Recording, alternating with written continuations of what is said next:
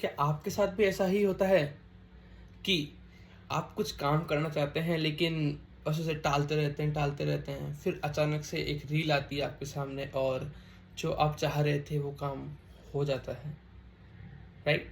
तो इसीलिए मैंने एक आइडिया सोचा कि क्यों ना मैं रील्स बनाऊं और जस्ट लाइक शॉर्ट्स बनाऊं उसके जिसके अंदर मैं जो भगवत चर्चा है वो आपके साथ में शेयर करूं। क्या होता है दरअसल कि हम चाहते तो हैं कि हम भगवान की चर्चा करें या फिर भगवान के बारे में पढ़ें, लेकिन फिर भी हम नहीं कर पाते किसी न किसी कारणों से। लेकिन हम रील्स स्क्रॉल करना कभी नहीं छोड़ते हैं, राइट? सो ये एक तरीका हो सकता है फ्रॉम माय साइड कि हम लोग साथ बैठ के दिन के कुछ सेकंड्स, मे बी कुछ मिनट्स, हम भगवत चर्चा करें। तो आज मेरे साथ में है एक ग्रंथ जो कि मेरे किसी मित्र ने मुझे गिफ्ट में दिया था। सो आज हम इसी को शुरुआत करेंगे। इस ग्रंथ का नाम है सत्संग के बिखरे मोती। ये परम पूज्य श्री प्रातः स्मरणीय श्री हरमान प्रसाद पोद्दार जी, जिन्हें पूज्य भाई जी भी कहते हैं, उनका ग्रंथ है। सो उनके जो सत्संग थे, उस सत्संग में से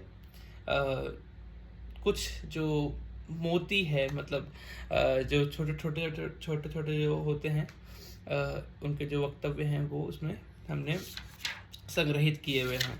तो आज हम इसका जो पहली माला है, अर्थात इसमें खूब सारी माला के फॉर्म में उनको संग्रहित किया हुआ है। सो जो पहली माला है वो आज हम उसके कुछ जो मणि है वो हम पढ़ेंगे। सो स्टार्ट करते हैं। सो जिस प्रकार अग्नि में दाहिका शक्ति स्वाभाविक है, उसी प्रकार भगवन नाम में पाप को, विषय प्रपंच में जगत के मोह को जला डालने की शक्ति स्वाभाविक है। इसमें भाव की आवश्यकता नहीं है। सो श्री भाई जी महाराज बोल रहे हैं कि जैसे कि आग है, कहीं आग लग गई है और मैंने, मान लीजिए हमने उसको छू लिया, तो वो चाहे गलती से छुआ हो, किसने ज़बरदस्ती हाथ पकड़ के उस अग्नि में डाल दिया हो, या फिर जानबूझ के हमने ही उस आग में अपना हाथ डाल लिया हो, तीनों ही परिस्थिति में हमारा हाथ जलेगा। अर्थात जो भगवान नाम है वो चाहे किसने जानबूझ के लिया हो, चाहे गलती से लिया हो, या किसी के द्वारा भय में लिया हो, या चोरी से ले लिया हो, किसी के लिए संबोधन में लिया हो, किसी भी प्रकार से लिया हो, चाहे किसी को गाली देते हुए लिया हो, किसी को बद्दुआ देते हुए लिया हो, किसी को आशीर्वाद देते हुए लिया हो, तो हर एक परिस्थिति में ही वह नाम भली भांति फल देगा। उन हर एक परिस्थिति में उसका सेम फल होगा। वो हर एक परिस्थिति में ही उसका बराबर प्रभाव होगा। यह पूज्य भाई जी महाराज बोल रहे हैं। धन्यवाद।